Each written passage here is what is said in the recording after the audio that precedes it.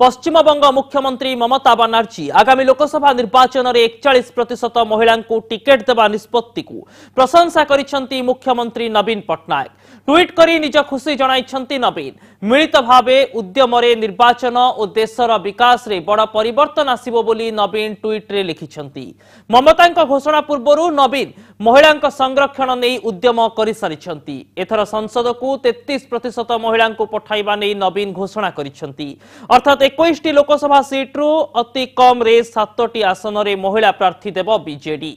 यह पूर्व विधानसभा और संसद रे 33% महिला स्थान संरक्षण नहीं राज्य विधानसभा रे संकल्प पारित करा जायछि। एपरिक यहां समर्थन करने नहीं समस्त जातीय दल और विभिन्न राज्यर मुख्यमंत्री को भेटी आलोचना करिसेंती।